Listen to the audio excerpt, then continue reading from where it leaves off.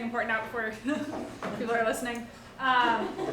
We are going to cover lawns and other ground covers first. So this is basically our lawns class with a little bit of alternatives at the end, just because you guys do need to know about lawns. I know for a lot of us they're not our favorite, but I like to think of lawns as like a gateway drug. So many people come in because they want to talk about their grass, and I think it's really, really good to kind of have like a nice conversation about their grass and then be like, grass is hard. Can I sell you on something else? Yeah. So, but this is, I mean, you know, turf is really important. It's important to understand enough to at least be able to have the conversation. That's really important. So we'll be doing this for kind of the first portion for the majority of our time, and then a little bit toward the end, we'll be covering some internship stuff, some student stuff. So we'll be talking about the internship checklist, which is on the internet, and that's just to let you know it's there, to talk to you about it quickly, so that over the next couple weeks when we reference back to it, you're not like, I've never heard of this document, what are you saying to me? So, but mostly we're on turf, and I do expect that we'll be getting out early today, which, like, best thing for a spring day, right? It's always good. So, we used to actually do a full session on turf, and we had some specialists come over from NC State, and they were very interesting, and those guys could, like, keep a golf course perfect. We found that that was not what most of us needed. And they were really excited to spend an hour and a half talking about every single possible turf disease you could have. If that's what's in your heart, NC State actually has really, really good resources for that. They have all sorts of cool trials they're doing all the time. We'll talk a little bit about some of what's come of that, but NC State is kind of a powerhouse in grass breeding and in turf management. They have a whole program in that. It's just for most of us, Durham doesn't actually sport that many immaculate lawns. We're real good at weeds. So we're trying to get it a little bit more Durham sized. So you guys have seen this figure before. I think you saw it even last time, right, where we're thinking about some of the things that plants can do for us. This is fescue over here, and it's kind of above and below ground structure. Something I'm hoping to convince you of, though, actually, as we go through this talk, is that even though fescue is not, you know, a grass with a massive fibrous root system like you would expect, it's better than nothing, right? And like that sounds like a crazy standard, but like in an era of mulching everything that we can't keep as plants, fescue is better than mulch in a lot of cases, right? Because mulch, actually, they have done studies, I'd have to look at the exact details of this, but they've done studies where when they look at the amount of heat that can be reflected back off of the landscape for mulch compared to pavement, they're quite similar. Whereas plants always handle that heat better, right? And they help cool our environments. So like, if you're gonna have, you know, some beautiful prairie grass, or you're gonna have fescue, which in its heart wants to be a prairie grass. Like that's why it's here. That's the party it wanted to come to. We're just doing something to it. You know, this prairie grass might be better than the fescue, but the fescue is certainly better than bare soil. It's better than mulch in a lot of cases. Like there is a value to that. So ground covers increase water infiltration and moisture retention. They prevent and reduce erosion. They slow runoff, right? So this is what we talked about last week with Mitch, right? Just having that material to slow water movement and then the roots to help soak it in. Does help with weed control. This is a little bit of a paradox here where we are, because everything you'll hear about turf, which is so infuriating to hear here, is like, if you have healthy grass, you won't have weeds. And you're like, I can't have healthy grass, don't shame me. You know, like, grass is just really hard here, and we'll talk about why that is. And then it does serve as the lowest layer in landscape design, right? So for a lot of times when we're thinking about perennial beds, when we're thinking about other things like that, our ground cover level is really essential. But even grass, if we think about what it does, it provides that lowest layer in our designs. And I'll be kind of making the argument as we go through this talk that it's not about having no grass, right? Like this is not like a morality test, right, where you're moving towards no grass, but it's about having grass in a smaller and more manageable area. So I always like to think of having enough grass to put a picnic blanket on, right, like enough grass to do like grass angels in, and maybe not much more than that, because it is fun to just get your toes in the grass. And it can provide wildlife habitat. Obviously, the more feral you let it get, the more wildlife habitat it provides. There are 40 million acres of turf grass in North America. Some of the benefits you can have are, right, families and pets really like it, but some of the downsides are it can be really hard on the environment. I would also argue that it's kind of amusing to me as someone who with dogs when they're like, I need a lawn for my dogs. And I was like, my dogs destroy the lawn. Like, you know, like they're terrible. Like I actually would have less lawn just to not see the damage they're doing. That'd be great. And the real problem here is kind of the cost of turf, right? The maintenance and the effort, the money we put into it, all of this. Fertilizers, herbicides, pesticides, water, all of these constant inputs for something that doesn't provide that much of an ecological service, right? Doesn't provide that much of an ecosystem service. And so, again, it's not that there's no place for it, but this is like in the same way that for me personally, I think about non-natives in the landscape. You are allowed to have pet plants. You are allowed to have things just because they're pretty, just because you like putting your toes in them. Like you're allowed to do that. But what's the balance of that to everything else in your landscape, right? So we think about the native, non-native balance, maybe trying to bias towards native so that they provide habitat. We think about grass versus everything else, having a little bit of grass to make yourself feel good and then making up for it kind of in the rest of your landscape, right? Nothing wrong with wanting a little bit of grass, but what's the impact? Some of the benefits you can have, again, slows stormwater runoff. It helps filter pollutants. That's how soil works. It can help reduce nitrogen leaching just by having that slowed stormwater runoff.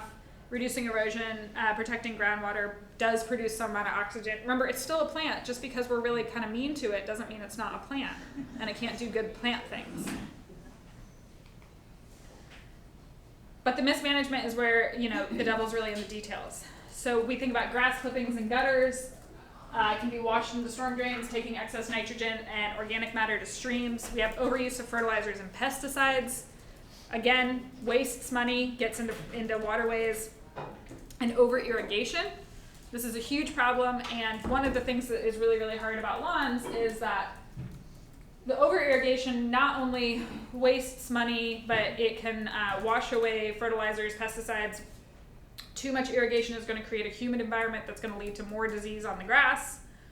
Over-irrigation is also going to make grass that is dependent on irrigation, right? It doesn't have a good, healthy root system, and so when the drought hits and the city tells you to stop watering, plant again, right? Like, all of these kind of downsides to these sort of highly managed landscapes, right? And we're talking about grass here, but I would ask you to kind of stretch this to any very highly managed landscape, right? So because if you take your grass out and you put in highly formal beds that require a lot of spraying, a lot of maintenance, a lot of mowing, a lot of this, that, and the other, pruning, that's still chemical application. That's still you running possibly gas mowers all the time, or like gas engines all the time. So just think about, like, we're actually trying to move toward lower maintenance, not just inherently away from grass. Oh, and one last point on this. When we think about what's happening in a lot of our waterways, a lot of times we put it on agriculture. It's actually from homeowners. It's from homeowners not knowing what they're doing, over-applying, having things wash off. Those chemicals, fish kills, all of that, so much of it's actually coming off lawns, right? And so we think of it as farmers because it's a big point source, but this is kind of a diffuse application that can be really problematic. On that happy note, how do we have grass? Let me tell you how to have grass. So we're going to go through selection, installation, maintenance, a little bit of IPM for lawns, and then we're going to finish up with some lawn and ground cover alternatives. And that's going to be a short list. There's kind of all sorts of different ways you can do it. To answer your question now, there is nothing that handles low maintenance and high traffic. Grass doesn't handle that, right? Like nobody else handles that either. Hardscape handles that really well, okay? So again, good for recreational areas, does provide some air and water pollution mitigation. It's not terribly helpful for wildlife. And one of the best things you can do if you want to have grass, if you want to have a lawn, is to tolerate more diversity in your lawn. tolerate weeds, tolerate all the little weird stuff that comes up, right? Tolerate right, our lawn wildflowers, right? Those guys are really helpful. This is why grass is terrible here. This map is all of it. So we have warm season and cool season grasses, and we'll talk about that in a second. But in the mountains, you can grow cool season grasses really well. On the coast, you can grow warm season grasses really well. This is the most optimistic interpretation I have ever heard in my entire life. This is not both warm and cool season. This is neither. Okay, and these maps were done a number of years ago now, to the point where climate change and the way our weather has become so much droughtier makes this even harder to predict. And which grass you're going to want to grow is probably super dependent on like your lawn in particular, and probably even the microclimate within your lawn, right? So, because if you gave me your exact address, but if you were on like in a slightly cooler area because you have a stream nearby, or maybe you have a north-facing slope, or you have something like that, I would say one thing, whereas I might say something else for the other, and even then we're gambling, right? Grasses just don't do particularly well here. We're always right in between. Also, because we have a lot of like human transplants here, we all come with our notion of what a lawn should look like, right? If you are from the north, grass should be green all year. If you are from further south, grass is brown in the winter, right? Those are different grasses, and it's really hard. Lawns, more than almost many other types of gardens, we have kind of almost like emotional childhood attachments to, and we have trouble like moving past accepting what we can and can't have. I always think of this. So I grew up in Indiana, and this is what we see in Indiana. This is grass, right? This is just like a much larger organism's lawn, right? And I think that we can appreciate that a farmer is going to have a really hard time growing 3,000 acres of corn uniformly, right? They get these big fancy tractors, they get exact seed, their livelihood depends on it, they have it dialed in, it's super hard, super important, super special.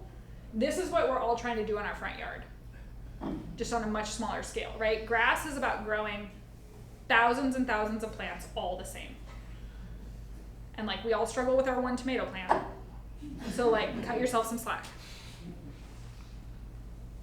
So when you're selecting a grass, the main things to think about are what do you have to offer and what do you want?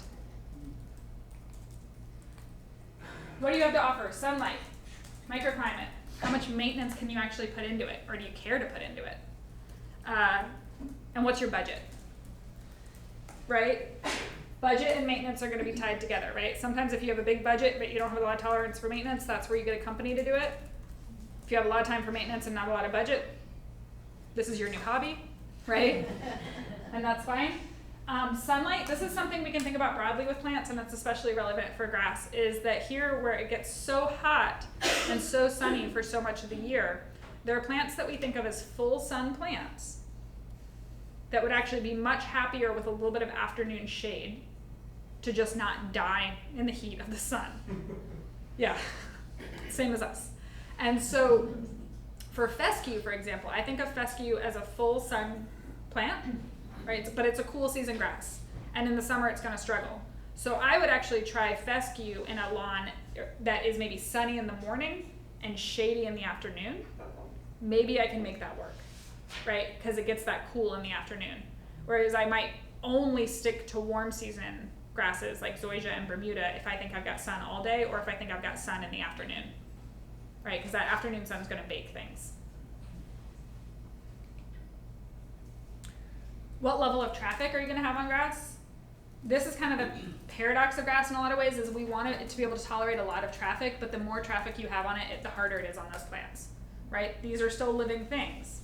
If you just go trouncing around all the time, like, and your dog's peeing all over living things, the living things suffer, right? Like, and if they're suffering because of the heat, they're really suffering. So grass, like any other ground cover, actually prefers less traffic, but it can tolerate more in some cases. Appearance, when will you tolerate it being brown?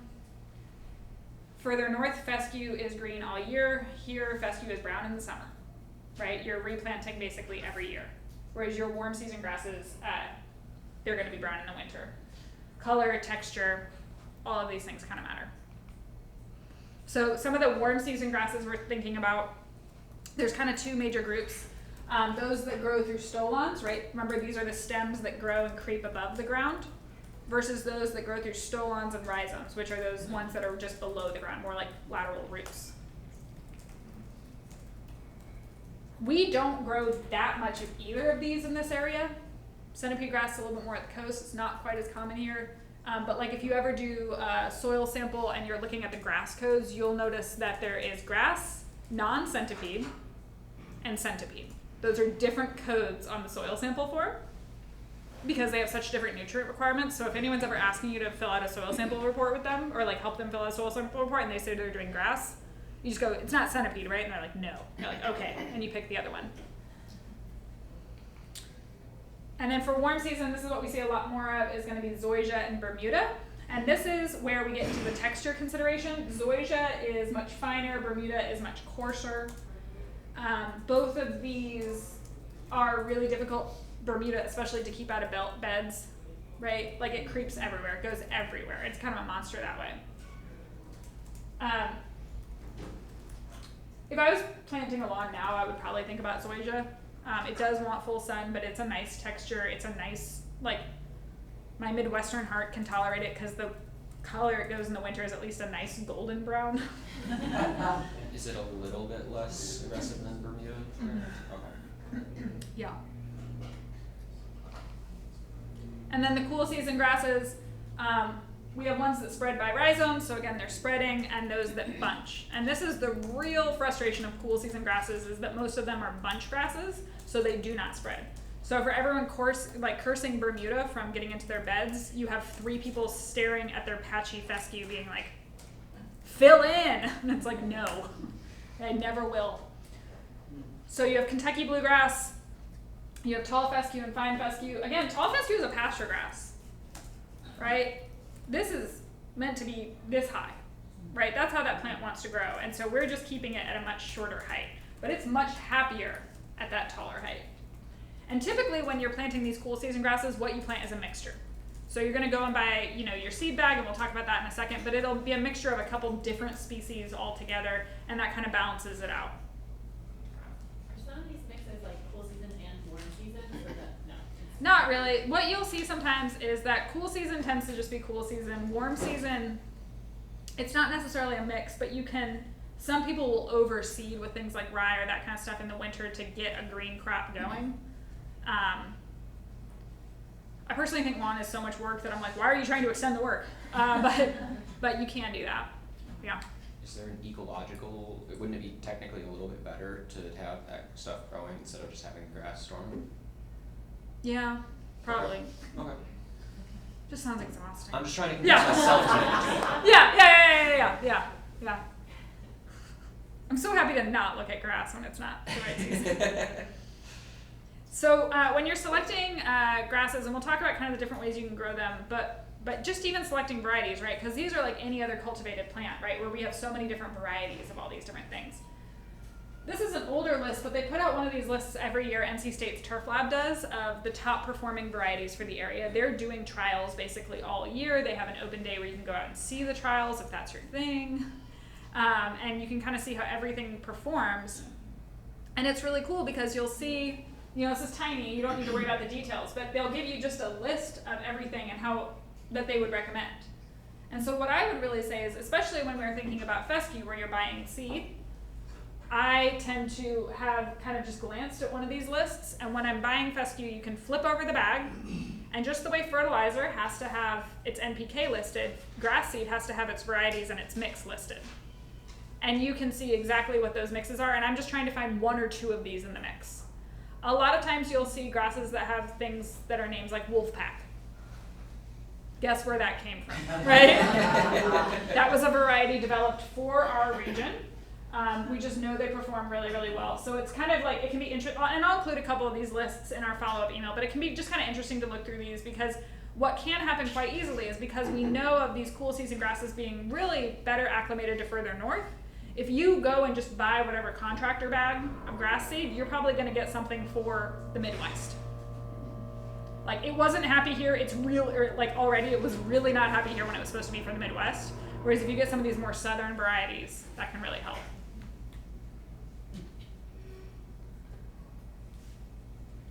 When we're thinking about putting in a new lawn, do think about the mower. Think about how much you want to fuss with the mower, how much you want to fight the mower, right? So straight lines or gradual curves on your beds can be really, really helpful. Like, this is not the time to be doing this with your bed edge, right? Because then the mower has to get in and out of that. If you're going to try and have grass between raised beds, the raised beds need to be at least a mower width apart, right? All of this kind of stuff where it's just helpful to know how you're going to get that machinery through. Edging material can be quite helpful, right? Some sort of little border. It can even just be things like rocks and other things like that, just to kind of separate those two spaces so that you kind of know what's supposed to be bed and what's not.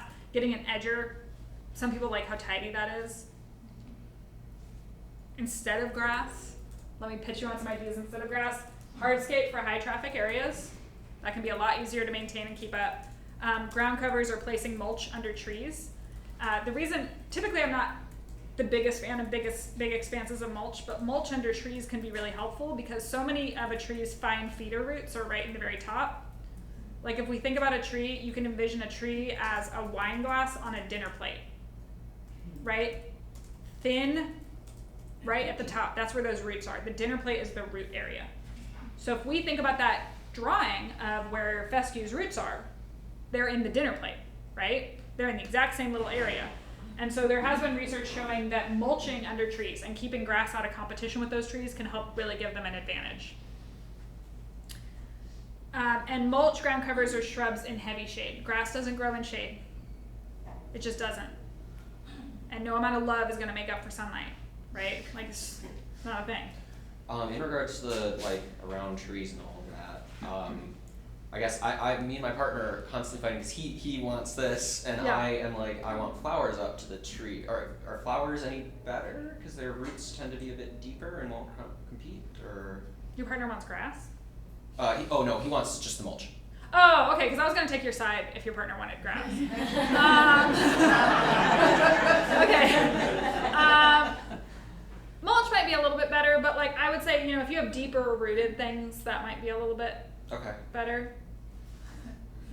I'm not taking sides on this. I'm not trying to get you to take sides. I'm trying to understand if the flowers are any better than just the plain mulch. They're better than grass. Okay.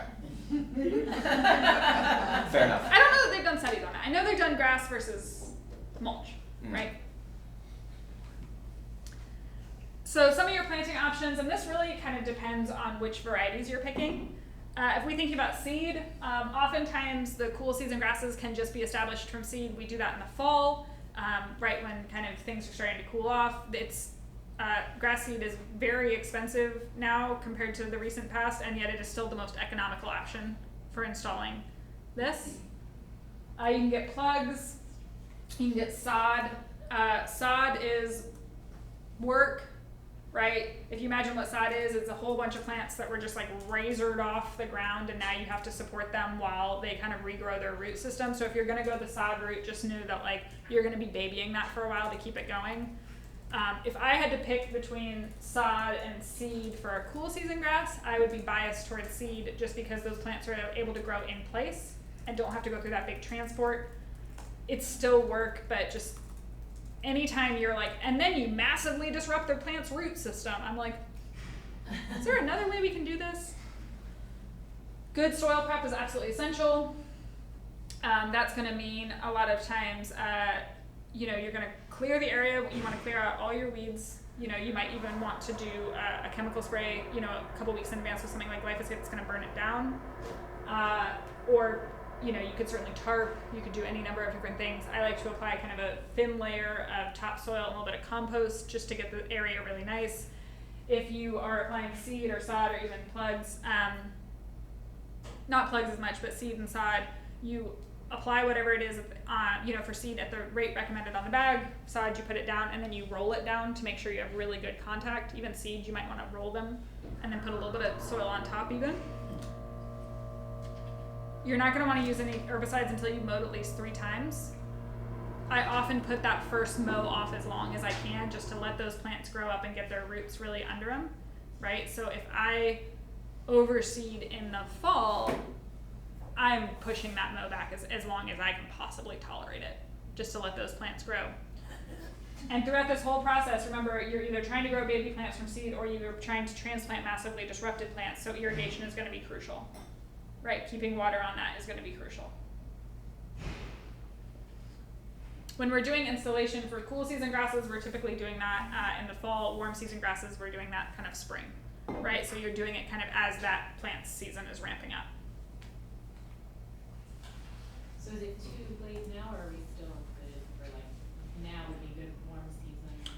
Yeah, now we're moving into kind of warm season territory. If you were to try and plant fescue now, it will germinate, it will come up, and it will probably die this summer. Yeah, but I mean, if you just have a little bare patch in your lawn right now, I'd be like, just go for it. It's fine. It's gonna be bare either way. Like, it's just, have some fun while you're at it. So for irrigation, the best time to irrigate is always early morning.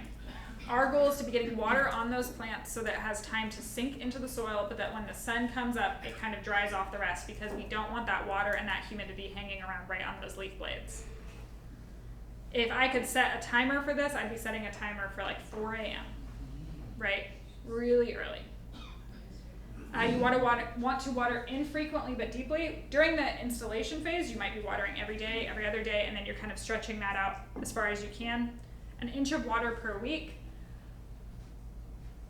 The longer I do this, like, the less I like this recommendation, because I think that an inch of water per week is really great on average, but like I've seen very few average weeks or months.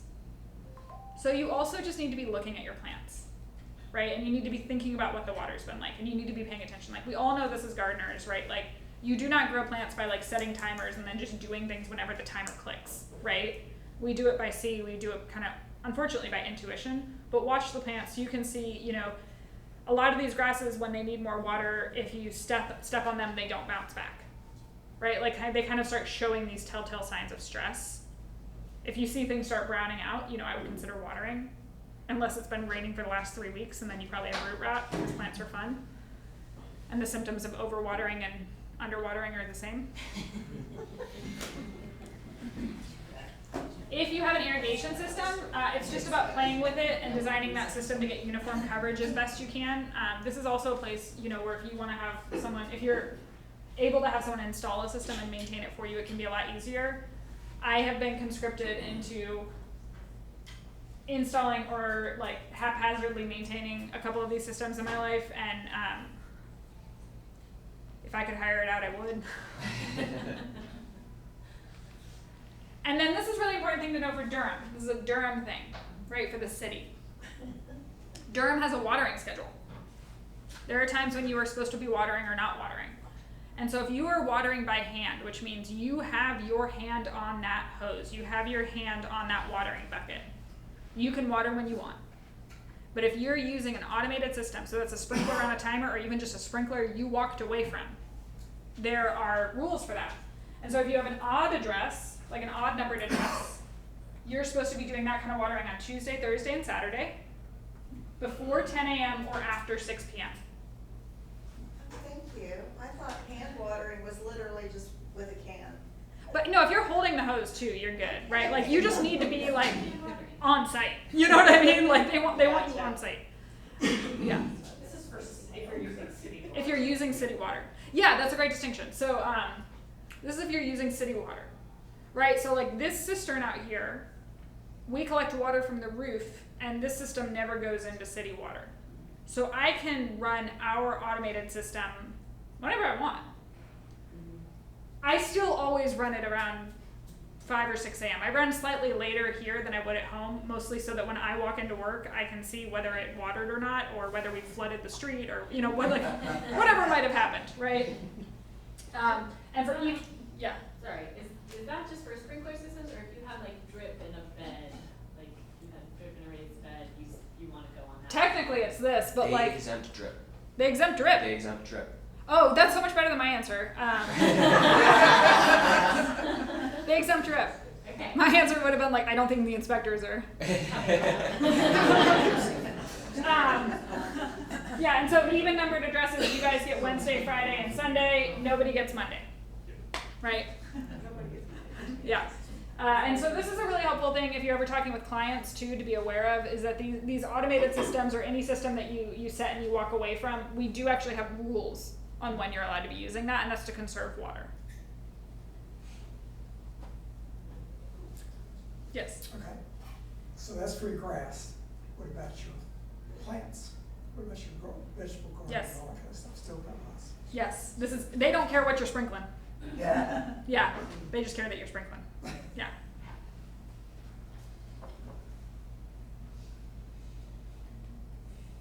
So what happens when you overwater? You're gonna get an increase in diseases, increase in insect pests, weaker, shallower roots. That's actually one of the reasons I would really be like, back off watering as much as you can, is the more you water, the more you need to water. Because the plants get shallow rooted and just like can't handle it. A potential increase in leaching and runoff, you're wasting water and money, and an increase in water-loving weeds. So there are certain species of weeds that just love water. Like there's some species of hydrocotyle and other things like that where like I can go out into a yard and immediately it'll be like you either water too much or you have a water retention problem on your property broadly. Right, so it's just good to stay away from water, right? Because when we think about like what we've learned in our disease classes and our IPM classes, in our botany class, the thing that makes gardening here so hard is humidity and heat, right? So if you're just dousing the garden in water all the time, it's hard, right? Your plants don't like it. Okay, so we've gotten through a little bit of establishment, a little bit of watering. When we think about mowing and other maintenance, the shorter you mow, typically the shallower the roots. And what is helpful to know is that the warm season grasses and cool season grasses have different mow heights. Typically warm season grasses are set to shorter mowing heights, and cool season grasses like fescue. Remember, fescue in its heart is a pasture grass. It wants to be like 3 inches high or higher. The higher you can let it be, the happier it is. You know, maybe the angrier your neighbors are, but like the grass is living its best life. So if you're mowing a warm season grass, keep it a little bit shorter. You know, you might be more in that like 2 inch or even less range. Fescue 3.5. Like you're going to be maxing out your mower blade height to keep fescue at the right height. Mowing it too low just stresses out the grass. If you have to mow a whole lot, right? I'm saying 3 inches. You're like, that's great, mine's 7. What do I do? You're gonna wanna basically be doing 2 passes if you can, right? So if the lawn gets way too tall, you probably can't set your mower high enough for it. If you are lucky and you have a small city lawn, you weed whack it at a high height and then you come back and mow it at a lower height. If you have a bigger lawn than that, I mean, mow it and pray, you know, it's fine. Well, the other thing about that, though, if you do that, you're gonna have to rake it. Yep, absolutely. Yeah, I think that's the biggest thing, because you leave that on there, it's gonna be, there's some light and stuff. Yeah, and I think that this is kind of the idea more when you're using like a bagging mower, but we are gonna talk about leaving it in a minute. Do not mow when wet. I think we all know that, like aside from it being a hassle, it's very unattractive. It's just like no one's enjoying themselves. For mowing, make sure you keep your blades sharp. Remember, you're going through and basically pruning it every single time. Like the blades need to be sharp, otherwise you're introducing even more ways for disease to get in. Again, mow in a few stages a couple days apart if it gets too tall, and leaving the cuttings on the lawn, like you're saying, especially if you're just doing these kind of maintenance mows, is really, really good for your lawn actually, right? That's all of that stuff that's gonna come back into it. And so Catherine earlier was talking about carbon-nitrogen ratios. One of the really cool things about fresh grass clippings is that they actually have a 10 to 20 to 1 carbon to nitrogen ratio. So they actually have such a good ratio that it's typically considered completely fine to let them mulch in place. Like they're not going to cause any nitrogen deficiency. They're not going to cause anything else like that because they have enough nitrogen because they have a really low carbon to nitrogen ratio. How often would you expect to need to sharpen mower blades? I mean, I would say at minimum,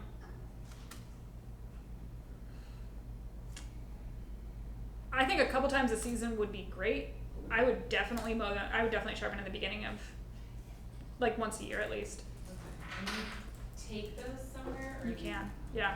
I think if you were enterprising, if you take it somewhere, that implies someone can do it, so you could do it, but yeah, sorry. There's a lawnmower service that will come to your house and do a maintenance on your mower. They'll like cycle through spark plugs. I can't remember the. Nice, But he comes to your place. alright, It's like lawnmower tech, something. love it. I just bought a second blade, they're not that expensive, and so you have one sharp, and then you can take it off the mower and drop it off somewhere. Nice, yeah. So grass clippings is like a major source of use from the compost pile. Yeah, is a major source of, Of nitrogen. Yeah, yeah. In the compost pile.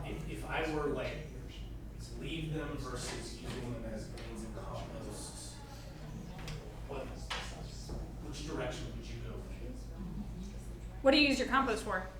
My garden. I like my garden more than my lawn, so, you know what I mean? Because it's just like, where do you want those nutrients to end up, right? If they get put in the compost pile and you put the compost pile back on the lawn, 6 of one, half dozen of the other.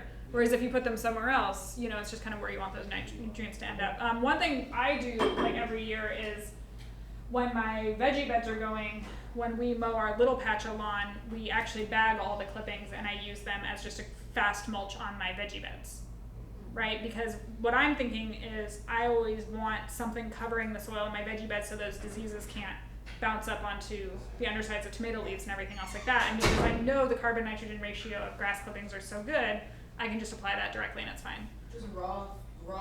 Yep. You don't dry it? No, you apply it straight out the bag. I mean, don't mow your field of weeds, optimistically calling it your lawn, on your vegetable beds. But if it's mostly grass, that works. Okay, because I have weeds. Yeah. I don't, it's just. You can mow and do that if they're not going to seed. If they're going to seed, like, you do you. Like, whatever, it's fine. But that's going to be a knock-on problem. Yeah. So for other maintenance, and this tends to be a little bit more common with warm season grasses, thatch is this buildup of dead grass and other materials that can happen.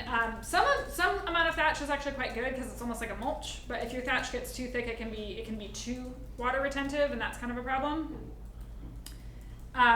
To handle this, really, it's just about core aerating. So renting one of these machines. If it's warm season turf, you do it in late spring, so we're coming up on that, or early summer. In cool season, you do it in fall. One thing I'll say about aerating your lawn in general is that the point of aeration is to reach in, pull out a core of soil or thatch, and put it to the side. So what you will see sometimes is you will see people, I've seen shoes with spikes on them that you can go around and spike into the ground, or I've seen where people will just take a fork and put it in and take it out. Unless you rock that fork and kind of open things up a little bit, what you're doing is you're actually creating a more compacted zone around an open space, right? Because if you reach in and take a core out, that soil has been moved. But if instead you just go in and go like this, you've created a hole with compaction around it. So if you're gonna aerate, I would actually recommend getting something that takes cores. You can rent these from a couple of the local landscape supply places or like stone yards. They'll rent these small tools. They're kind of wild because we rented one time and my husband described it as being some part machine, part mule. Like it just had personality and was fighting him. But like he got on it. So like, it's an adventure. It's good. Ashley, Yeah. how do you know when you have too much thatch? Can you just see it? Or? Yeah, I think you can go through and check. Typically though, if I'm seeing decreased growth, if I'm seeing more disease, if I'm seeing problems, then I go start investigating. I don't tend to investigate a lawn too much until I'm seeing it doesn't look good to me. Like I'm having trouble with it. But typically when we're thinking about thatch, we're thinking about buildup of, like over an inch, where like if I tried to get my hands down in there, it's like too much. I can't get to the soil easily. Yeah. Yeah. So an aerator like that, is that like a smaller one that isn't like the, one that like lawn professionals use? Because I've Yeah. rented one from Lowe's and that was, A mule. yeah, I mean it was barely possible to transport. It was so big and heavy. So they do have smaller ones Yeah. like that? Okay. Yeah, but most of the rental places are gonna rent you a bigger one. Ah, okay. It's a wild ride. You might have a neighbor with one. Always put something out in the neighborhood listserv. Yeah. I just rake. Yeah. So raking will like get rid of the thatch. If you need aeration in your lawn, it won't do that, but it's good. You know what I mean? Like they're solving slightly different concerns, but raking is always good too, just to get some of that buildup out. Yeah. So if you're raking it, and it can't, because you're pulling it up and sort of loosening it, can you just sort of leave it as it, or do you need to rake it out and pick it up and throw it? Depends on how much it is. Okay. And that's not a helpful answer, but like if you're pulling a lot out, Yeah. I'd probably get it off because I don't want to smother the lawn. If I pulled a little bit out, I might even just run them over all of that and just see if I could shred it further and kind of redistribute it, because the lawn can tolerate a little bit of extra on it. It just doesn't want to get smothered. Right. Yeah.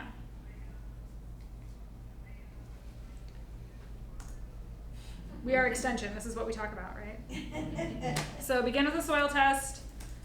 Kind of a review for you, right? So nitrogen is all about green leafy growth. Phosphorus is about early development and root growth. Potassium is kind of overall plant health. Fertilizer for lawns ideally should be slow release or controlled release, right? You are not using fish emulsion on the lawn, right? You're using a granular probably that's kind of a slow release product. I would absolutely do a soil test to see what I needed, and they're talking about fertilizer here. This is kind of a prepared talk, but if I had to fix one thing for lawn and I did my soil test, would I fix nutrients or pH first? pH, right? Lawns want a higher pH than our native soils, and so you can add all the fertilizer you want, but it will not be available to the plants, right? Fix your pH, and that's going to fix a lot of your knock-on problems. When you're applying a fertilizer, I think this is actually really helpful because they always are just like, apply fertilizer, and you're like, okay. I don't actually know how to do that on a large scale because most of us haven't done it on a large scale. So you're going to measure your area to determine the correct amount. A lot of times what you're going to do is you actually will, if you're really like dialing it in, or if you're using a new spreader that you're not used to, it can be really helpful to just like load it with pellets or sand or something and kind of figure out what the rate is. Like try it out for a run first to see how it's going, because otherwise you're going to have a hard time. I get kind of lazy, and what I do is if I know that I've measured my area correctly and I've calculated how much should be spread, my husband's watched me doing this and he's like, you look like a mad woman. I will load the spreader with as much as I know should be spread, and I know my area, and I'll start slowly walking, and then I'll get impatient. But I'll be kind of tracking how much is left in the hopper as I'm going through the space to make sure I've evenly distributed it over the whole area. And so a lawn care professional is going to come out, and they're going to come out with like a carefully calibrated sprayer, and they're going to know the exact rate they should be going and the exact everything they should be doing. And that's really the right way to do it. But also just making sure whatever is in the hopper is evenly distributed if you know you have the right amount in the hopper. Applying the fertilizer in two directions can be very helpful, because otherwise if like this row and this row were just a little bit too far from each other, you have a blind spot in the middle. So if you go back and forth and then up and down, that's really helpful. So that's the part where I look like a mad woman, because I'm just like wildly walking around the lawn in like strange zigzag patterns trying to get all the spots. He's like, whatever you need to do. As we all know, more fertilizer is not always better. If you fertilize at the wrong time, you can just be, you're fertilizing weeds. That's what you're doing, you're fertilizing weeds. So you always want to be getting fertilizer down as the plants are actively growing or just before they start growing. So for cool season grasses, this is going into fall and spring. For warm season grasses, this is going into summer. I never want to fertilize before a heavy rainfall, a really heavy rainfall, because it's going to wash away, right? A little bit of rainfall is nice to get it in, but a heavy rainfall is not so good. There used to be lore that you should absolutely never fertilize fescue in the middle of the summer when it was super hot. Research is starting to come around on that one, that maybe a very light application of fertilizer can be helpful for fescue when it's really warm out because it's struggling and it doesn't mind a snack. But I would say in general, don't be fertilizing fescue in the heat of the summer. It's a safe enough guess. Too much and you can get burned turf, excessive growth. Like, do you really need to be mowing more, you know? There are a number of diseases that can come from this. Large patch is one where you'll actually end up just goosing all of the bacteria and fungus that's growing, and so then you get bacterial and fungal diseases. Pests, some of them especially like that sort of green lush growth you're gonna get. So things like chinch bug they like that green tender growth that fertilizer encourages. And obviously also environmental pollution. So fertilize based on the soil test at the rate recommended at the right time, not more. Okay, integrated pest management. Okay, so this might be kind of hard to see. You have a tree, and then you have some grass, and you have a brown spot. Can anyone tell me what's wrong? Why is the grass failing? Shaded by a tree. You're gonna get some version of this picture all the time. And the question is, how do I make my grass grow better? You won't.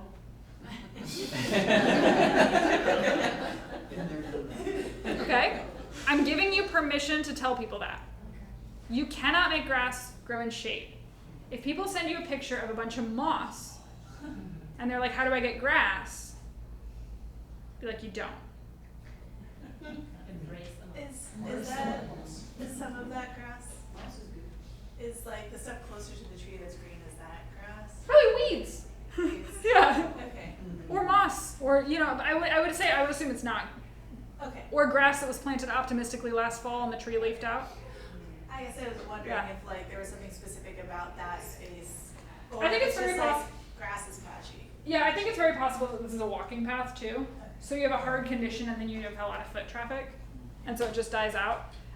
Something I like to think of as the hierarchy, right, is that where grass can't grow, maybe there's not enough nutrients, there's not enough sunlight, there's not enough whatever for grass, because grass is kind of finicky, weeds will grow. Where weeds can't grow, moss will grow. Moss is lower nutrient, lower light. We have Flora, our moss queen. She is like, please just give me the worst, trashiest soil you have.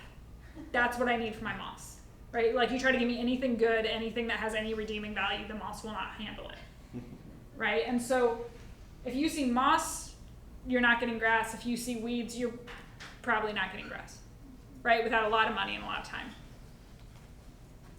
So say you have something where maybe you could get the grass to grow. What are you going to do for integrated pest management? Monitor and scout. This can be really important, especially as the season starts getting really hot. It's good to be out there and just kind of taking a look around and seeing if you're getting brown spots or anything else like that. Properly identify what the problem is. We have the plant disease and insect clinic here. We also actually have a turf lab where you can send in turf samples for identification. You can also submit pictures. The turf guys are really funny because they'll want a picture of the whole patch and then they'll want a picture of the blade and they'll want so you gotta really get down in there and kind of get small. And they can do a good job with identification. If you ever submit a sample to the turf lab, email me and I'll talk you through it, but they always want a sample that is right at the edge of the patch, right? So if you have a big dead patch, they don't want the middle, right? Because the disease has already killed that. They want the outer edge where dead meets live, or diseased meets live, because that's where the disease is active. Implement a strategy. Oftentimes the strategy is just not doing grass, but there are other ways to do this. Sometimes it's improving drainage, sometimes it's improving airflow, improving light. And evaluate the success and kind of, again, always have this evaluative stuff of like, did it actually work or not? This is crucial for grass. I loved Mitch's comments last time about people watching golf and then being like, I want that. And you're like, we all want all sorts of things. But here, in your front yard, maybe a lot of people do want a slightly higher standard than their backyard. That's a very normal thing. It's okay if you want that, right? The front yard's supposed to look a certain way. The backyard, you're allowed to be wild. In the front yard, even though I would tolerate some amount of weed, you're not a golf course. You're not, right? There's someone, I pass this property all the time on my walks, and this guy loves his grass. He loves it. And every year he overseeds. I saw him out watering yesterday. Every year it's immaculate. It's perfect. And every year it's fescue, so I just watch it die all summer. And then he's out every fall overseeding, right? And he puts up his little tape and he marks it off so that no one can walk on it. And I don't get it. But I guess that's what makes him happy. So I don't have any notes on it. But I would say that his threshold is a little high. I'm not gonna say unreasonable, but it's high. And I think lowering that threshold, there are other more fun things to be doing in the garden than worrying about your grass. When we think about what some of the most common problems are, oftentimes it's just the inappropriate species, right? You picked a warm season grass where there's a little bit too much shade and maybe you could have gotten away with a cool season grass. You picked a cool season grass where it's blazing sun and maybe you should have picked a warm season grass. This can be really hard to dial in, again, because we're in that transitional zone. Improper location, too much foot traffic is just going to make it really, really hard. Improper care, you have got a lawn mowing service that only sets their blades to one height. They are mowing Bermuda before they're mowing your fescue and everything's getting down to an inch. Improper maintenance, right? That fescue is going to die from that eventually. Environmental stresses, herbicide damage, pest damage, all of these things can happen and will happen. It's just hard. This is never like an uplifting talk. What we can do for lawns to really, really help them more than almost anything else is incorporating more organic matter into our soils. Our grass, like every other plant, likes a little bit more organic matter. Well, all plants, not moss. So for when you're putting in a new lawn, working in 2 inches of compost into the top 6 inches of soil, right? Just getting that organic matter into our clay. You can do this for established lawns as well. If you have bare spots, mix in that compost before you overseed, right? In your little bare spot, mix in your compost, overseed, and then you water. And a lot of lawn companies will do this now for you even, is where you have established lawn, you can add about a 1/4 inch of compost, just top dress it with compost once a year. And so as long as it's thin enough, just a 1/4 inch, just like enough to like rake it through basically, that compost gets in, helps improve the soil, and it doesn't smother out the grass. And this is doing kind of really good work because again, it's helping with a lot of the water and other problems.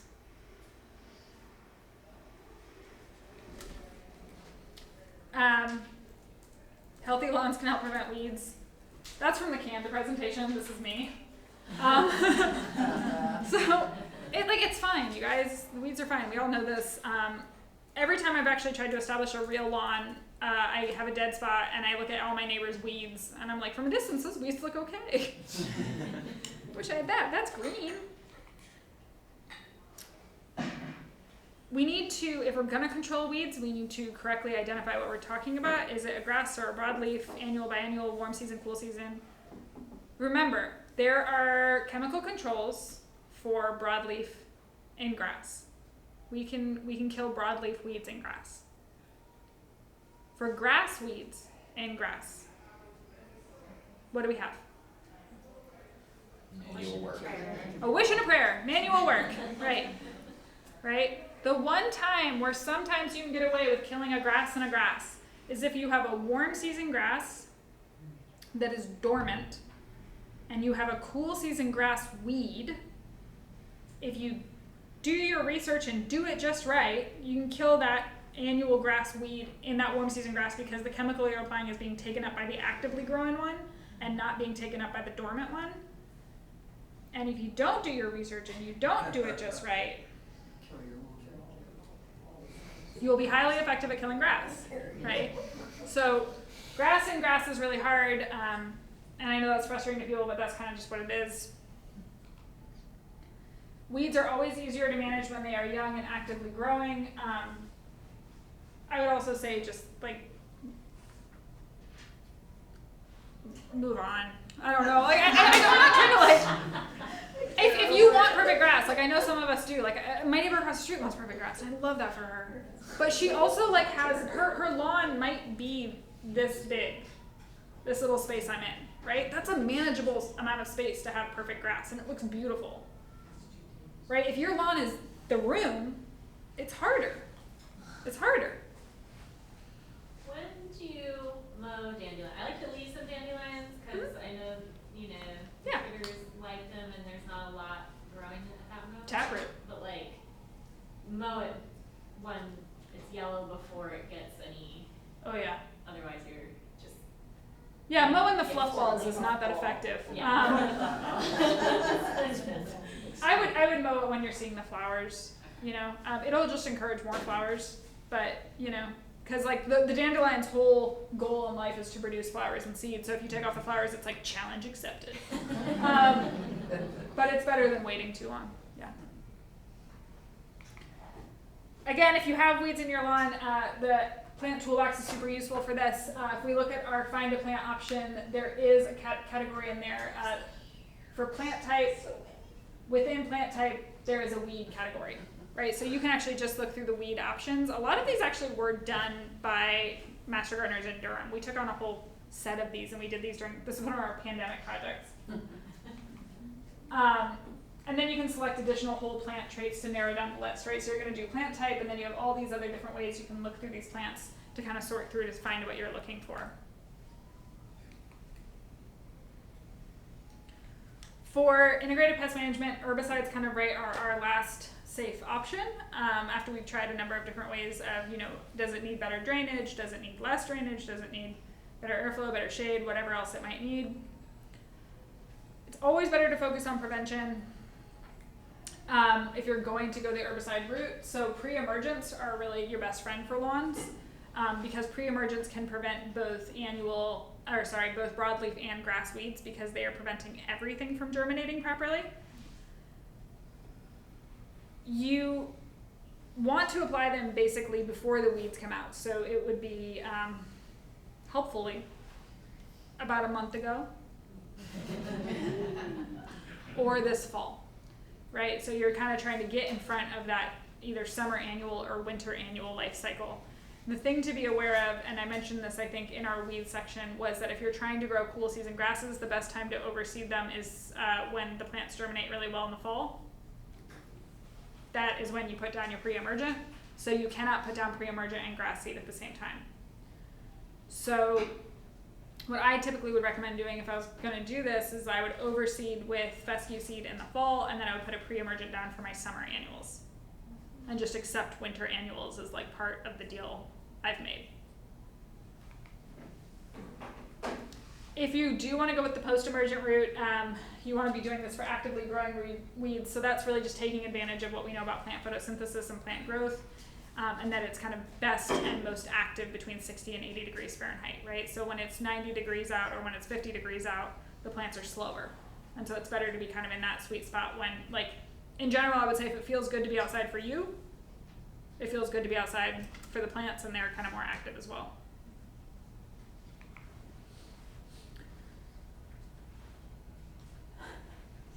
I think mole crickets are just really cool. That's like a sidebar, but they create little like mole tunnels through your yard, but they're crickets. Like, how fun is that? Like, look at him. Who knows what he's up to? So there's all sorts of things. We had just a terrible year with army worms this past fall. I mean, you would walk them. I walked home one day and I saw at least probably 10 of them walking down the sidewalk with me. Like, they were just they were everywhere. Yeah, they were gnarly, and part of that was just because of the way last year's season worked with all the hot and wet. And so any number of different things that you're going to run into. In general, they can be annoying, but they're not going to be such massive nuisances that they kill everything, except for in weird years last year, like with the army worms, which like no one saw it coming, so no one prepared for it. So what are you going to do, right? The one thing that can be really annoying to deal with is fire ants. Fire ants love a short lawn. Fire ants like bare spaces, open spaces, anything else like that. And so that's another argument for keeping your lawn a little bit longer, is that our fire ants really want those bare, open patches. So anything you can do to keep the lawn lush or more open is great. I will include this in your follow-up links, but Turf Files is an NC State website that has like just all the turf resources imaginable. It's really interesting, and there is this key to turf grass insect damage if you want to look at kind of some of the different things and how to identify them. Yeah, army ants are just the worst. Fire ants are just the worst.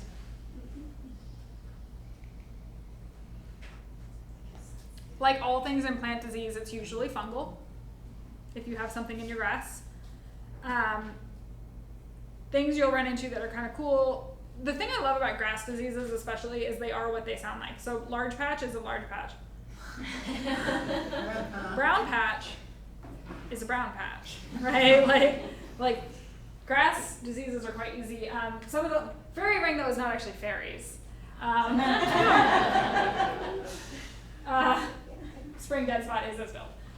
Fairy rings are really, really cool. What fairy rings are is they're actually fungal growths that they are going to fruit basically all around a ring because there is a central point. Typically it was like an old trunk, an old plant, an old something that has been cut down and is no longer there, but there was a fungal colony that started from that trunk that you can't see anymore and extends out in a ring. And so when you get a lot of rain, you might just get a perfect circle of these kind of white mushrooms.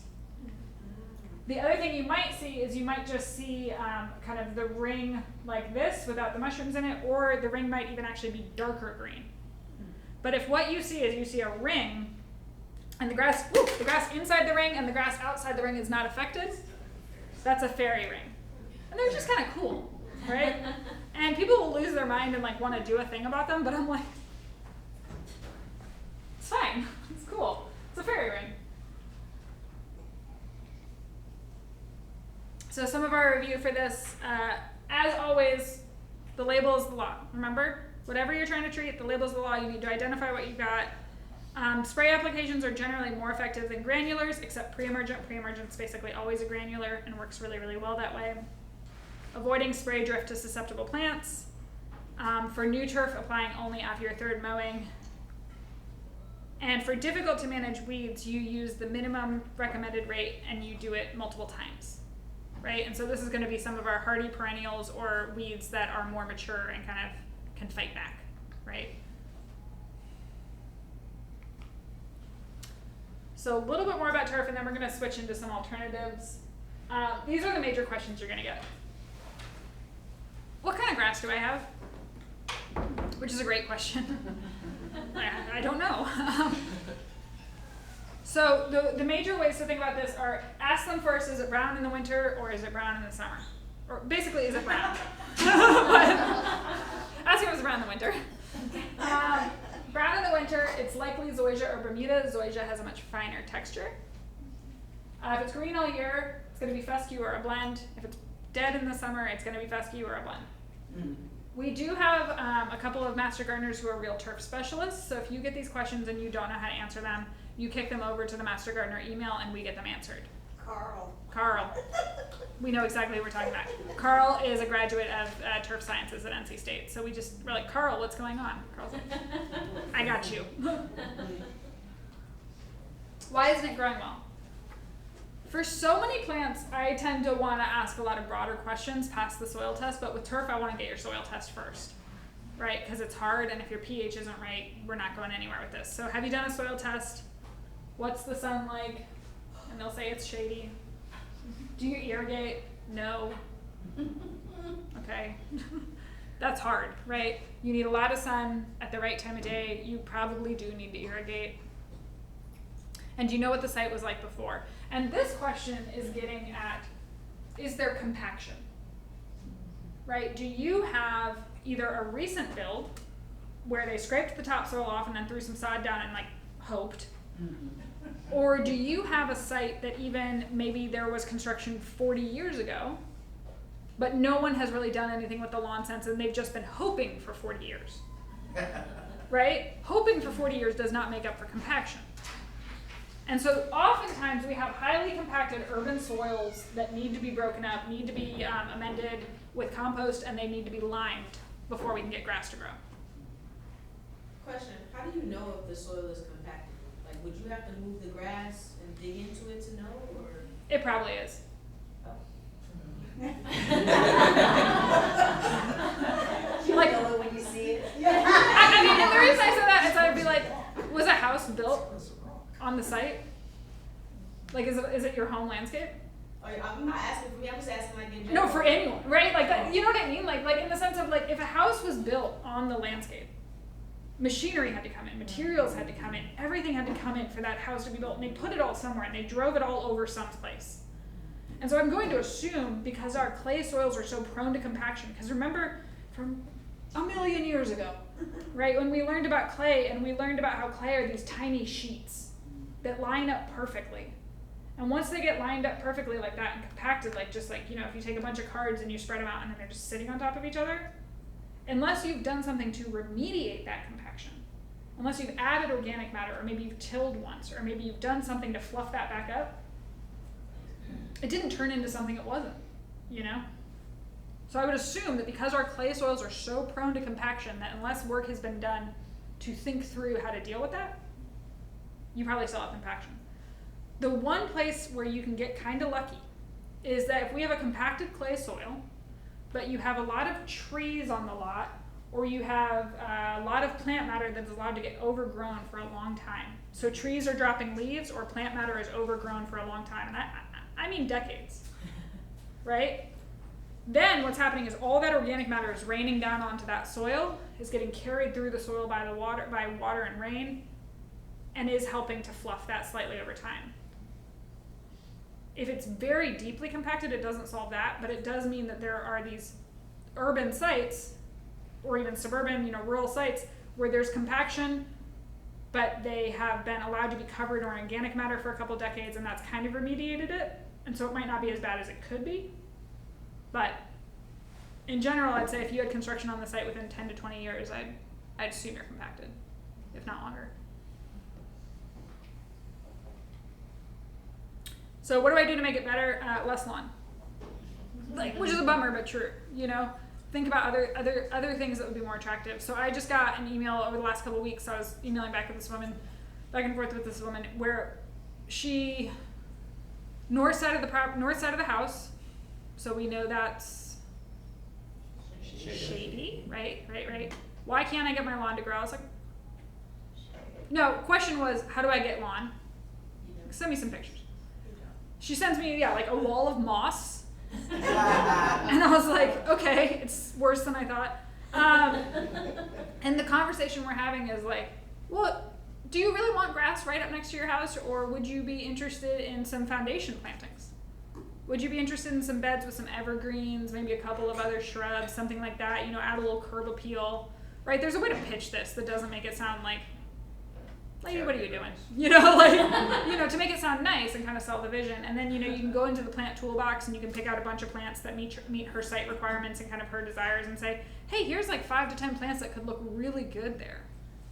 What do you think about that? And then, they leave happy, right? But the answer is you're not going to have grass there. So how do we find you something that you like, right? And that you'll be happy with. If you can have grass in the site that you're talking about, it's really thinking about what sort of renovation you can do in the correct season. So is it overseeding in the fall? Is it kind of getting, for cool season grasses, is it getting serious at the beginning of the summer about doing what you need to do to get your warm season grasses looking better, right? But it will require some time and energy and input. All right, less lawn. Let's do it. Much lower maintenance. This is something that was pointed out to me however long ago, and I just love it. It's let someone else take care of it. Go to a park, right? If you want a big grassy open expanse, or if you want a place to throw a ball, or if you want a place to let the dog run, let someone else take care of it, right? You don't need to take care of it on site. We do not need to all have our own individualized perfect little recreation spots. Go to a public recreation spot, recreate there, right? That's fine. It reduces maintenance in hard to access areas, so that can be really, really nice, right? If you don't have lawn, the back 40 does not need lawn, right? The back 40 could be trees. And by the back 40, I mean we lived in a house where the fence was set in too far on the property line, and there was 10 feet behind it.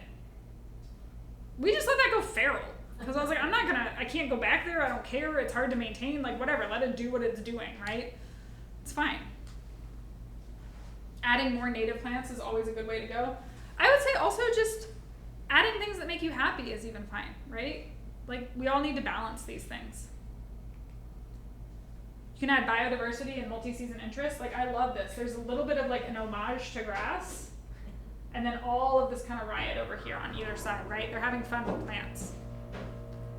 And planted densely, many things can fill in pretty quickly, right? So the goal is actually to get this sort of coverage, but to get it in other plants or even in low growing ground covers if that's still kind of the look you want. And so this has hardscape. People will have a natural impulse kind of to step from stone to stone. That's, you give us steps, we like steps. And so that takes some of the pressure off the grass, but they've done grass here, but there's any number of low growing ground covers that we'll talk about in a second that you could do here instead of grass as well that would be even hardier.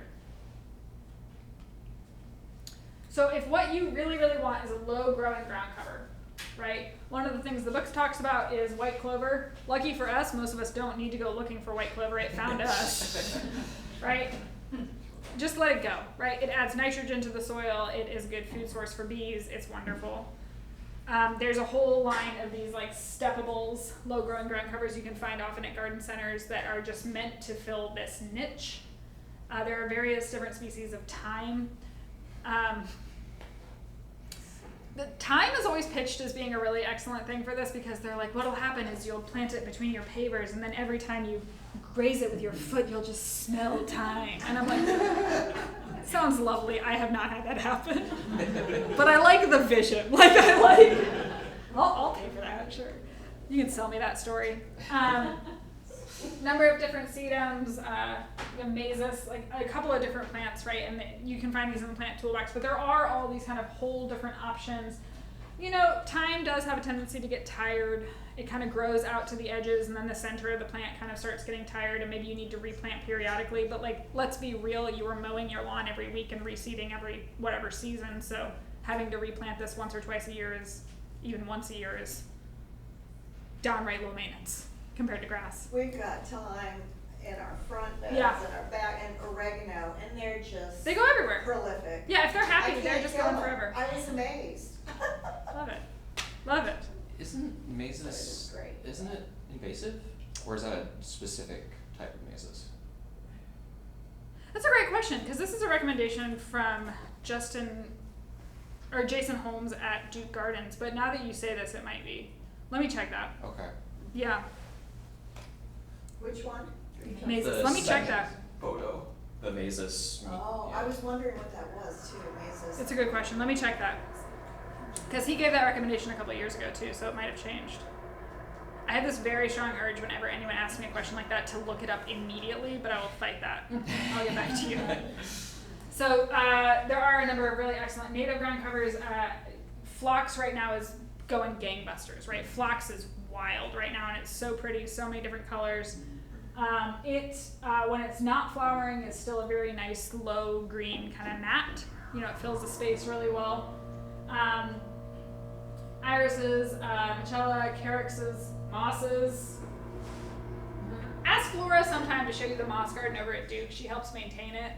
That's a nice garden. It's very nice. She has a big, crazy, she describes it as like a witch's broom because it's just like a bunch of sticks tied together that she kind of gently sweeps it with. You know, she has a great time. There are some Caryxes, so these are our sedges that will tolerate slightly more shade as well, which can be nice.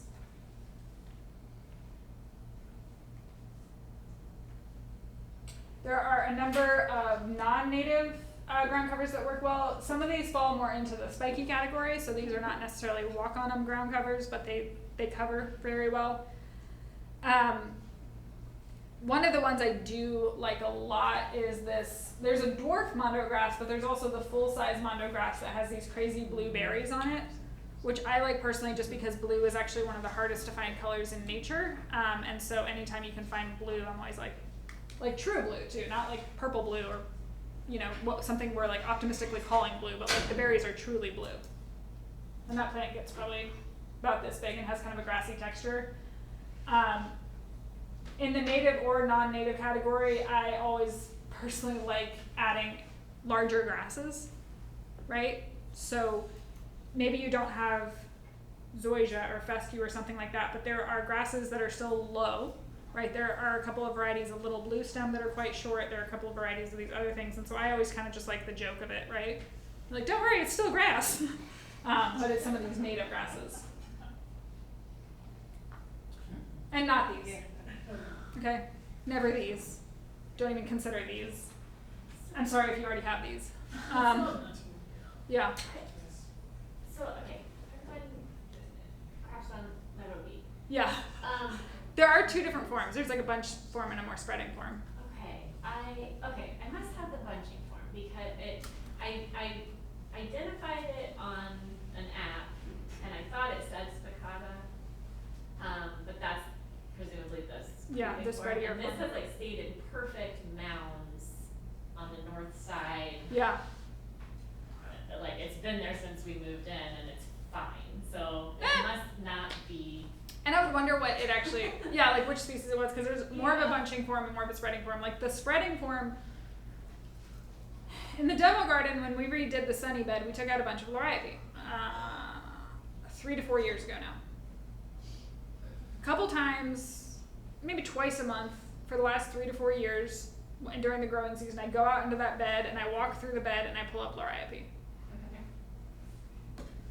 This will be my cross to bear, you know, like, you know, but there are more bunching forms, but I would just say be careful with it, and like, if you have it and you like it, Like it's fine where it is. That's I your just was business. Like, it also looked like it might work in another space, and Yeah. I was like, oh, should I divide it and do that? And then every place I read, they're like, get away from there. yeah, people aren't big on it anymore. People aren't big on it. Yeah. I used to live in Massachusetts, and these were the 4 plants they used for ground covers. 100%. Yeah. Yeah. Like, these were the ones you wanted. Yes, I mean, like English ivy did not just transport itself to all of our yards. Right, like it didn't organize that of its own accord. We did this, right? It was an excellent ground cover for the longest time. Like we loved it. But We put it snakes everywhere. like the English ivy more than they like the lorivy. Yeah, but you know, it just gets away. I mean, even this, I mean, I have some of this in my backyard that I just go through and I pull it up whenever I see it, and I'm just gonna have it forever. There's no undoing it. Yeah, it's like a ligustrum above and vinca below, and it's a vision, you know? So, yes. I just wanted to shout out, like Cornell, research has like a turf alternative, like Yes. demo garden, which is like a bit of a different climate, you know. It's Yeah. much further north, but, I always end up saying, oh, look there, cause they have like really nice. They do, and I don't know how much of it they still have, but it's worth checking out that the Rollston Arboretum actually did a trial of grass alternatives. They had a mix that they put in, I think right outside the director's window, and he said that over a couple seasons he watched some win and some lose, essentially, but that, you know, there were still some turf alternative mixes there that you could see and kind of decide on for yourself. Yeah. Okay. So key points, if you're gonna have grass, ensure it has a function in your landscape, like have it for a reason. The biggest thing here is that we have a default toward grass and then we add beds. Why don't you plan the landscape and decide where the grass will be because you want it there, not because it's a default covering, right? Preparation of the site is key to good establishment. Good cultural practices are needed for a healthy lawn, also some amount of luck. Healthy lawn luckily does have fewer pests and diseases, and use other ground covers as much as possible. It's just gonna be a lot easier. Do we have any questions left? Ooh. So the book talked about like sheet mulching in order to kill off grass and establish other stuff. It talks about how you have to like basically kill off. The way it makes it sound is you have to kill off that grass and then do your planting. That's, I mean, like, is it okay to do it other ways? I've done it other ways. And I feel like I've generally fought off the grass that came back. Like, What do you mean by other ways? by like for instance, like planting while it's still like you sheet mulch, you mulch, and then you plant in that still while it's still working on killing off the grass. You certainly can. The places where you break through at all, it's gonna come up through that. Mm-hmm. Like that's just gonna Sure. happen. But like eventually the stuff like shades it out. Yeah, you're just gonna have to be a little bit vigilant. I mean, that's how Okay. I tend to do it too, right? Is like if Okay. I'm trying to kill things off, I throw down newspaper, brown paper, whatever. I add on top of that and I plant through, and I just know that in my planting holes where I broke through, I have to be vigilant kind of in that area because things will find a way to get out. Okay. Yeah. Yes. It will not work with Bermuda grass. Yeah, Bermuda grass doesn't care. Yeah, Oh, I've been doing it with Bermuda personally. Yeah. it will win. I speak from personal experience. And with a vengeance, and if you weed it when it's actively growing, it will come back even stronger. So you can only weed it really in the dormant season. Yeah, and I think that part of that too is like,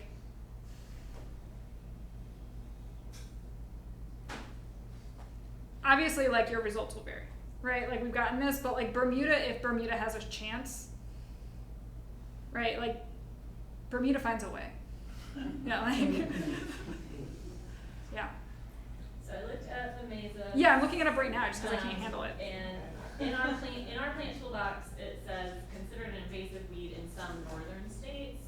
And so then I double checked against the North Carolina Native Society list, and it's not on that list, not anywhere. Not yet. Not yet. Not yet. It's All right, not- well, live it up, you guys. I'm sure it'll be on the list soon. Like, It doesn't even look like it's on the watch list. okay, that makes me feel better. Yeah, because Jason had said that. I don't have a lot of experience with it, but Jason is a better horticulturalist than I am by a measure, but also has a staff. And so you always have to figure out how to balance balance that. Okay. Awesome. We feeling good? So the thing about grass is most of us are not the biggest fans. Our clients are curious about it. It's a great way to have a conversation. I do not recommend if someone comes in and asks about grass, sneering at them. Gently welcome them in. Have a conversation with them about, they're at least plant curious, right? And that's great. They're here because they like plants. What's not to like? Okay, so we're gonna take just a quick minute and talk about our intern checklist. And so what I want to orient you guys to here, we'll talk about this more over the coming weeks, but I want you to feel like you've seen it. Sorry for folks with eyes like mine who can't see this, but you know, I will zoom in as much as I can when I get there. So you all should be familiar with this by now, right? Down here we have our 2025 initial training tab where you guys are finding all your quizzes, all your resources, all of that. You might have been in such an excited hurry to get to your quizzes that you didn't notice these internship tools. If you haven't looked through these, I would recommend at some point at least glancing through them. They have the support team and contact list, so who you can contact about different committees, right? So if you're Actually, we're gonna talk about that in depth next week. yeah, I just wanted to orient really quickly. But yeah, so who you can contact, the committee contact list, so those are the initial training committee members. And then finally this intern checklist. And this is what we're gonna talk about in more depth as we go, but I want you to have at least seen it. So let's zoom and enhance. Okay. Don't worry about reading it. I know that's hard because there are words there, so I'm gonna stand right here so you can actually listen to me.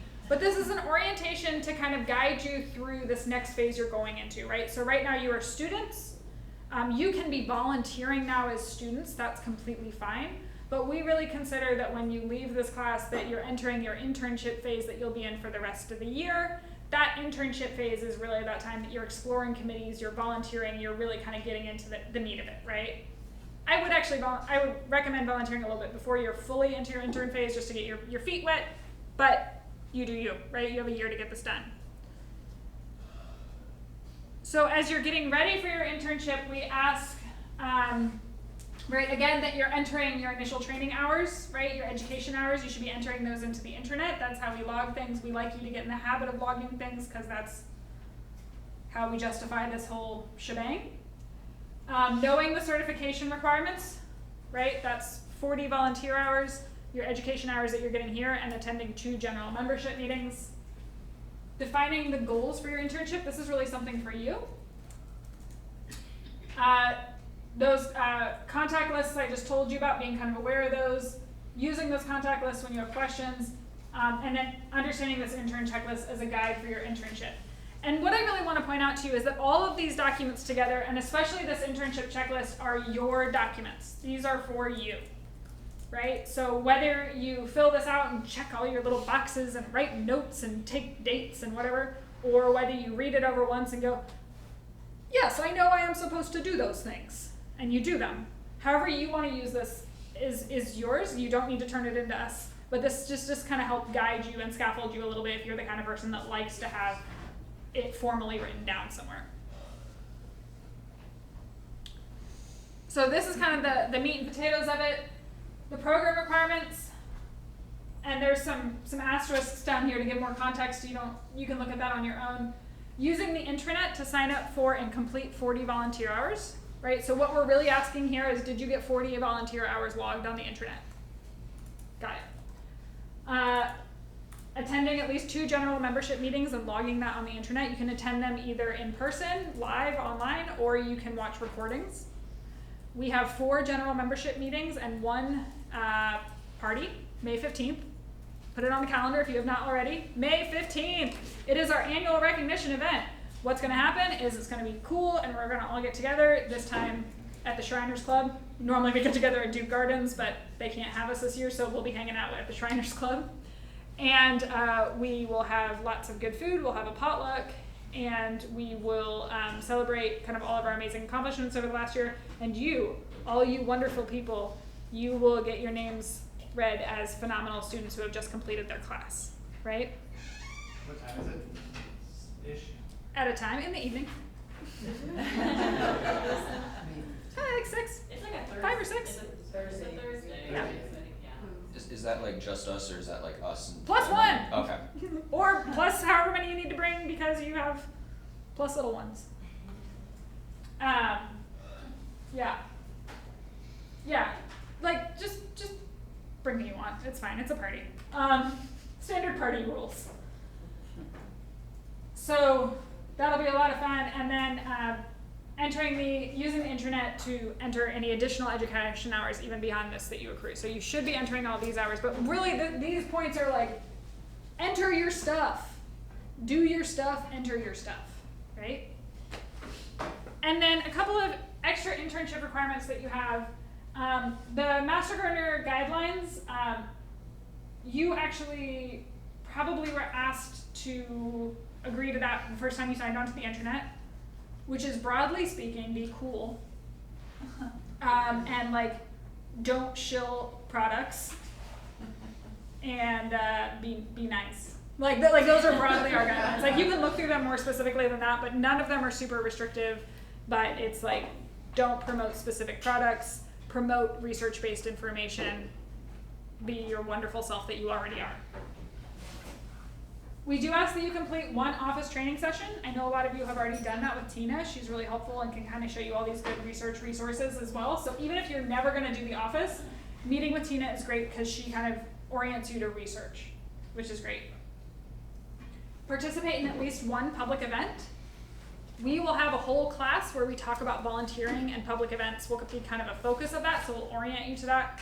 Public events can seem very scary, but as long as you are willing to stand there and smile and go, I don't know, but I'll look that up. I don't know, but email these people. You know, like, that's all you really have to do, right? That's the show, okay? People will come up to you and they'll just be like, I just want to talk about my plants. And you're just like, great. You know, and you let them go, and it's fine. Be familiar with the function of Master Gardener committees. All you really need to do for that is, I would say, you know that left bar, the left red bar where all the committees are listed? Click around. Click around on what seems interesting to you. Click around on what you are thinking about and explore that. On the last day of class, we will have a committee fair where you'll be able to talk to members of so many of the different committees to see what they're into, right? And where you might be able to plug in. And then being aware of the online training opportunities through NC State and others. Remember, again, so many of those are listed on our intranet calendar as education opportunities, right? So some of these you can check already for yourself, some of these you check off as you do them, and once you have completed all of these program requirements and the internship requirements, you send me an email, and you're like, I got it. And I'm like, cool. And I move your status over to certified, and you are good for the year, and then you just roll into next year with your 40 hours, 10 education hours, and 2 general membership meeting requirements. But you just send me an email when you're done with all of this. Some of you, I will even catch you before you're done with it, because I kind of monitor to make sure everyone's on track. And you're certified, right? Like, you are a full-grown master gardener, and it's wonderful. Yeah. Just to clarify, the public event, it's not like a plant sale, it's like asking EMG. Yes. Okay. Yes, we do ask that you do that once, and the reason for that is because most people have the hardest time doing it the first time. And so we just say, do it. Get out there, do it. You'll find that it's not that bad. You'll be more inclined to do it again, because public events are our most out there public face. our mission is education and outreach, and public events are one of the absolute best ways we can do that, where we're going out into different spaces and we're just being a resource for questions, and we're also just being a trusted face. Where maybe the people don't even have a question for you that day, but now they know we're here and they know they can ask, right? Okay, yes? Does serving on a committee count as a volunteer hour? 100%. Yeah, so that's a great question. I just wasn't sure what, this is, you had to be out. No. So, I mean, I will talk about this more in our volunteering class, but I think about volunteering kind of in these two buckets, right? So there's working a public event, giving a talk, doing a class, doing that kind of stuff, and that is really, really, really excellent work, because at its heart is education and outreach. You are out there doing the thing. However, to get someone out to a public event with a table and a whole bunch of resources looking good with their little banner, like, there were all these hours that had to happen back here coordinating that, right? And all of that time spent in service of education and outreach, that's kind of our committee work, and that's absolutely volunteer time. We had another question that came up earlier, which was, say I want to go out and give a talk, like what Catherine did. How do those hours count? And it's like, well, the time she spent speaking, the time she spent preparing, the time she spent practicing, the time she spent researching. All of that was time, right? Like, if you come from this world, think about it as like billable hours, right? Like, did you spend the time on that thought? Then yes, that is that time, right? And so things like Speakers Bureau can actually be really, really phenomenal for getting out, or the blog or social media can be really phenomenal for getting hours, because if you have to research a blog article for a couple hours and then it takes you 2 hours to write it, right? That was a good number of hours that you got to do on your schedule. Yeah. Is working at the office a public event? No, public events, let me remember how computers work briefly. Okay, public events will be things that you find up here. So if you click public events, this is the easiest way to see their calendar, and then you come down here and look at their calendar. It's all of these things. Typically they're more on the weekend, which I know doesn't work for everyone's schedule, but sometimes we do have them during the week as well. I would say just try to get one in at least. Actually, Yeah. I'm kind of scrolling through these. I noticed a lot of these are already full, like way out. It says no more volunteers needed or closed, so I wonder. There are some that are full that tend to fill, but there are also, farmers markets tend to fill, but remember, any that are green are not full. Okay. Right, so anytime you see a green opportunity on the calendar, that's open.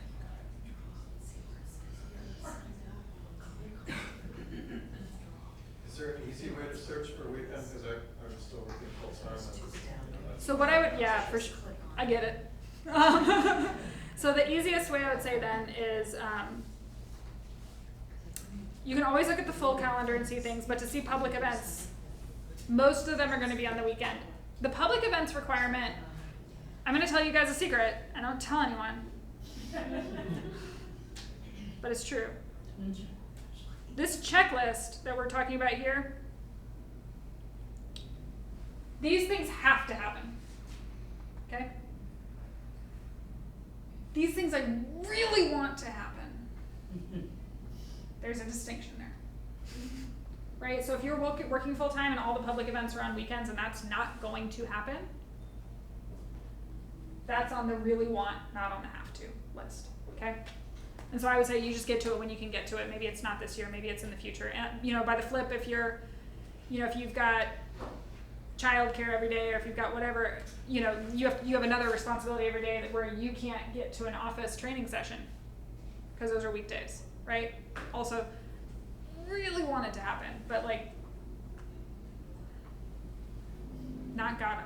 Yeah. How many general meetings are there per year? There are 4 general membership meetings per year, and there is 1 recognition event. And so that's for a total of 5 things that can count for a general membership meeting requirement. And the reason that works, I know that sounds strange that I'm making that distinction if you don't know what I'm talking about. At a general membership meeting, we have 1 hour of education, that's how we start. And then we have up to 1 hour of us telling you program updates, right? At the recognition event, we have about 1 hour of recognition and cheerleading for how wonderful all of you are, and that counts as our program updates. Okay? And so it's like those 5 1-hour blocks, you have to catch at least 2 of them. Yeah. Yes. Okay, one question about timeline and understanding. So we started this course in January. Yes. When we get done and are completed in May, we have our education hours because of this class, Yes. right? So do we continue counting down to get those 40 volunteer hours from then until January? Yes. Okay.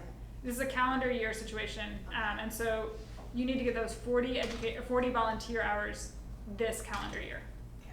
And what's going to happen is, like, if you get all of them by August and you switch over to certified, you don't have to get 40 more hours. You're just like certified for the rest of the year, and you're rolling into next year, then everything resets. And so next year, from January to January in 2026, you then have to get 40 volunteer, 10 education, and 2 general membership meetings. Does that make sense?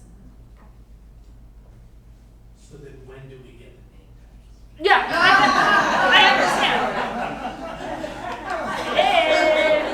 Do the aprons come with the name tags or before? Oh, aprons you can get before. Yeah, I just ordered more aprons.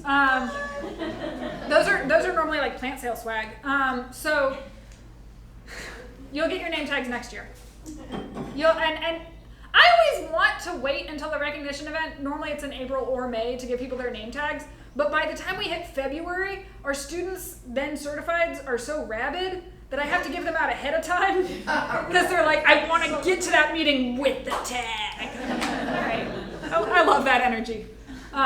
Okay, it's the only real question anyone had.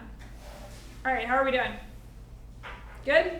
Gonna go stretch our legs for an extra half hour? Awesome. All right, thank you guys. Thank you.